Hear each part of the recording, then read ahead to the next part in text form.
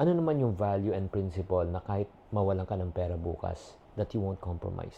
Our religion, that's something I won't compromise. I've been offered money, I've been offered opportunities, I've been offered things that I would dream of.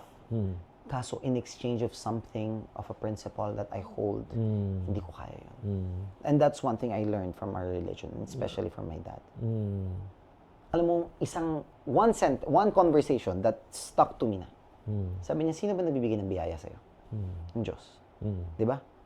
Sabi ko, then please Him. And He'll give it. If you do something immoral, would that please God? No. So, temporary lang yan. That's a test. And blessing in disguises have never been a best example in my life. I've been rejected so much in my life na I was able to pivot na blessing in disguise to. Tapos right now, just look at it.